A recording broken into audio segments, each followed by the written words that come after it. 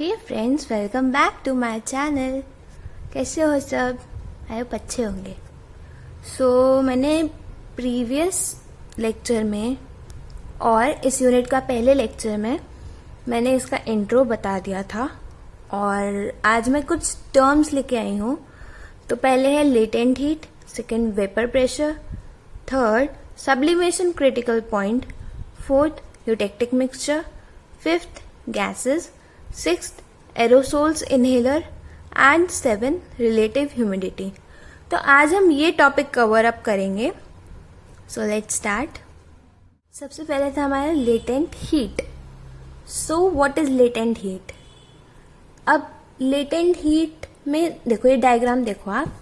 इसमें क्या हो रहा है कि एक बीकर में वाटर है या कोई भी सॉल्यूशन है, नीचे हीटर हमने रख दिया जिससे कि हीट प्रोवाइड हो उसे। जब हीट प्रोवाइड हो रही है तो क्या हो रहा है, वेपर्स निकल रहा है। मतलब इसमें क्या हो रहा है, फेज चेंज हो रहा है। लाइक हमने सॉल्यूशन लिक्विड फॉर्म में रखा, ठीक है, तो जब ये हीट होगा, हीट होने के बाद ये गैस की फॉर्म में निकल जाएगा। ऑब्वियसली इसमें क्या हो रहा है कि फेज का चेंज हो रहा है। ओके, सेकंड पॉइंट इसमें क्या आता है कि इसमें जो हमारा टेम्परेचर है वो कांस्टेंट है। लाइक हम किसी भी सॉल्यूशन को हीट कर रहे हैं लेकिन उसका टेम्परेचर कांस्टेंट है, तो हीट जो होगी वो एब्जॉर्ब हो जाएगी और रिजल्ट में क्या आएगा, वो लिक्विड टू गैस में कन्वर्ट हो जाएगा। चेंज ऑफ मैटर या फिर phase without increasing in temperature, बिना टेम्परेचर के चेंज करें। लाइक टेम्परेचर तो कांस्टेंट है तो हम उसे चेंज नहीं करेंगे, हमारा लिक्विड गैस में कन्वर्ट हो गया। So this is all about latent heat. Next हम बात करते हैं वेपर प्रेशर की। उससे पहले हम बात करते हैं वेपराइजेशन और कंडेंसेशन होता क्या है। तो मैंने आपको फर्स्ट लेक्चर में इसके बताया था कि जब लिक्विड गैस में कन्वर्ट होता है तो वेपराइजेशन, जब गैस लिक्विड में कन्वर्ट होता है तो कंडेंसेशन। तो बेसिकली वेपर प्रेशर होता क्या है, हम तो वेपर प्रेशर पढ़ रहे हैं।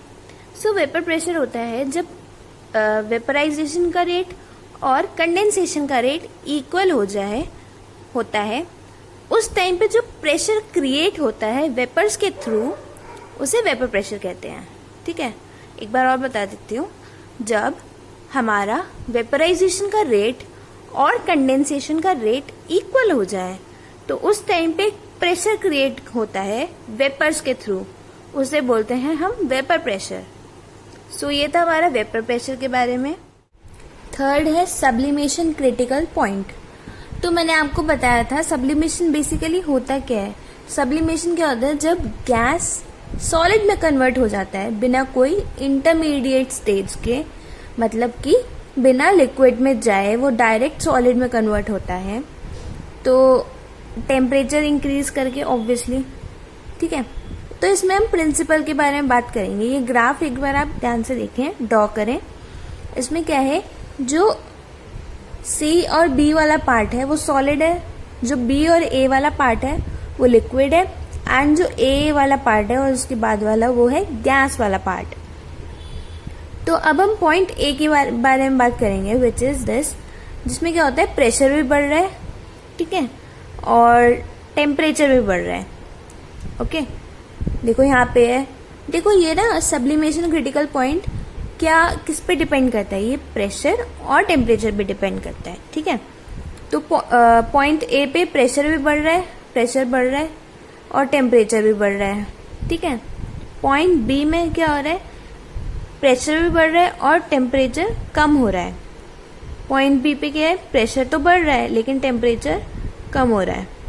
ठीक है, पॉइंट सी में क्या हो रहा है, प्रेशर बढ़ रहा है, ठीक है, और टेम्परेचर कम हो रहा है। ठीक है, सो अब हम इसके ब्रीफ के बारे में पढ़ेंगे। और देखो, जैसे पॉइंट ए है वो सॉलिड से गैस में कन्वर्ट हो रहा है, जो पॉइंट ए है वो सॉलिड गैस में कन्वर्ट हो रहा है, जो पॉइंट बी है सॉलिड से लिक्विड में कन्वर्ट हो रहा है क्योंकि वो लिक्विड स्टेट है, एंड पॉइंट सी जो कि जिसमें सॉलिड बन रहा है। अब देखो, सब्लिमेशन जो कर्व है उसका प्रिंसिपल बहुत ज़्यादा इम्पॉर्टेंट है एंड वो हमारे क्वेश्चंस में बहुत ज़्यादा पूछा जाता है. सो अब हम इसके बारे में पढ़ेंगे कि क्या क्या पॉइंट्स लिख सकते हैं और क्या क्या बना सकते हैं. सो सबसे पहले आप कर्व को देखें बहुत ध्यान से. ठीक है, सबसे पहले इसमें क्या पॉइंट आएगा, जो टी बी पॉइंट है, T and B melting point है सॉलिड फेज का मेल्टिंग पॉइंट है. ठीक है, तभी तो वो लिक्विड में कन्वर्ट हुआ. ओके, देखो एक चीज आपको बता देती हूँ, ये जो सब्लिमेशन क्रिटिकल पॉइंट है, ये जो ग्राफ है, इसके बारे में जो हम स्टडी कर रहे हैं प्रिंसिपल, तो ये आपने इस टाइप से समझना जैसे आप 11-12 मतलब मैथमेटिक्स में जो आप कंस्ट्रक्शन समझते थे किसी भी चीज को, मतलब उसके पॉइंट्स लिखते थे कि ये वाला पॉइंट इतने सेंटीमीटर का है, यहाँ से यहाँ तक ये है, वैसा है इसमें. बेसिकली बहुत सिंपल है. ठीक है, सो जो हमारा टीबी पॉइंट है वो क्या है, सॉलिड फेज का मेल्टिंग पॉइंट है, तभी तो वो लिक्विड में कन्वर्ट होगा. तो TB point along with the solid phase, मतलब ये सॉलिड फेज का इक्विलिब्रियम है जो कि लिक्विड फेज में कन्वर्ट होगा. ठीक है, ये तो सिंपल सा पॉइंट है, ये तो मैंने आपको बता दिया कि जो हमारा टीबी पॉइंट है वो सॉलिड फेज का इक्विलिब्रियम है और वो लिक्विड फेज में कन्वर्ट होगा. नेक्स्ट हम बात करते हैं टीसी पॉइंट की, जो क्या है, वेपर प्रेशर सॉलिड का. टीसी पॉइंट क्या है, वेपर प्रेशर सॉलिड का, और इसे हम सब्लिमेशन कर्व भी कहते हैं. ठीक है, तो नेक्स्ट है टीए पॉइंट. टीए पॉइंट क्या है, हमारा वेपर प्रेशर मैंने आपको बताया था. ठीक है, नेक्स्ट है जो vapour pressure curve below curve gas. देखो लेफ्ट वाला पार्ट जो है वो सॉलिड स्टेट है, राइट वाला पार्ट है जो हमारा वो है लिक्विड स्टेट, और जो तीनों पार्ट को मिला के जो बीच में ये जो पॉइंट है टी, जिसे हमने मार्क किया है, उसे ट्रिपल पॉइंट कहते हैं, क्योंकि यहाँ पे तीनों स्टेट्स का इक्विलिब्रियम पॉइंट है, क्योंकि वो यहाँ पे आके मिलते हैं. ठीक है, मतलब बेसिकली इसमें खुद बना के भी पॉइंट लिख सकते हो आप. जैसे ये ग्राफ, आपको बस ग्राफ याद कर लीजिए आप, तो सिंपल सा सब कुछ आप बना के लिख सकते हैं खुद ही. तो मैं स्टार्टिंग से बता देती हूँ. ये पहला पॉइंट, ये प्रेशर और टेम्परेचर पे डिपेंड करता है. सेकंड, जो टी और सी पॉइंट है, टी और C solid state, T B liquid, T A gaseous, and जो हमारा टी और बी पॉइंट है वो क्या शो करता है, मेल्टिंग पॉइंट सॉलिड फेज का. एंड जो टी पॉइंट है उसे हम ट्रिपल पॉइंट कहते हैं, क्योंकि यहाँ पे आके सारे स्टेट्स सॉलिड लिक्विड गैस का इक्विलिब्रियम फेस होता है, सारे यहीं आके मिलते हैं. और जो टीसी पॉइंट है वो वेपर प्रेशर है सॉलिड का, जिसे हम सब्लिमेशन कर्व भी कहते हैं. और जो टीए पॉइंट है वो वेपर प्रेशर है गैस, मतलब वेपर प्रेशर कहते हैं इसे हम. एंड और जो हमारा टीए पॉइंट है, इस पॉइंट के ऊपर हमारा लिक्विड फेज आती है और इसके नीचे हमारा गैसियस फेज आती है. ऑब्वियसली जब हम कोई भी चीज लेते हैं तो सॉलिड लिक्विड में कन्वर्ट होता है, लिक्विड गैस में कन्वर्ट होता है, बट इस केस में जो सॉलिड है वो डायरेक्टली कन्वर्ट हो रहा है गैस में, उसे ही तो सब्लिमेशन कहते हैं. तो इसमें कोई इंटरमीडिएट की नीड नहीं होती है. और ये जो नीचे एक्स पॉइंट है इसे हमने कंसिडर किया है, जो ये एक्स पॉइंट है इसे हमने कंसिडर्ड किया है ट्रिपल पॉइंट के नीचे. ठीक है, सॉलिड ट्रिपल पॉइंट के नीचे, जिसमें जो प्रेजेंट सब्सटेंस जो प्रेजेंट है वो सॉलिड फॉर्म में प्रेजेंट है. ठीक है, तो क्या होता है जब हम इसमें हीट अप्लाई करते हैं तो वो डायरेक्टली वेपर प्रेशर में कन्वर्ट हो जाता है, विच इज गैस फेज. तो बेसिकली इसमें यही है, यही सब्लिमेशन को डिनोट करता है. क्या होता है कि ये सॉलिड को डायरेक्ट गैस में कन्वर्ट कर देता है without any intermediate stage, which is liquid state. Fourth is eutectic mixtures. तो यूटेक्टिक मिक्सचर्स होते क्या हैं, बेसिकली इसमें क्या होता है, जब हम दो पाउडर्स को मिक्स करते हैं और मिक्स करने के बाद उनका मेल्टिंग पॉइंट डिक्रीज हो जाता है, तो मिक्स होने के बाद उनका मेल्टिंग पॉइंट डिक्रीज हो जाता है, ठीक है, फिर वो लिक्विड में कन्वर्ट हो जाते हैं। लाइक फॉर एग्जाम्पल हमने दो सॉलिड लिए ए एंड बी, उनको मिक्स कर दिया। ए का मेल्टिंग पॉइंट था हमारा 40 एंड बी का था 50। मिक्स होने के बाद इनके मेल्टिंग पॉइंट डिक्रीज हुए, इसमें 25 मतलब हाफ हाफ डिक्रीज हो गए। 50 था तो 25 बचा एंड 40 था तो 20, मतलब हाफ मेल्टिंग पॉइंट आधे कम हो गया, मतलब डिक्रीज हो गया। अब जब ये अच्छे से मिक्स हो जाएंगे तो वो लिक्विड फॉर्म में कन्वर्ट हो जाएंगे, ठीक है। नेक्स्ट हम इसके बारे में बात करेंगे, इसके प्रिंसिपल के बारे में।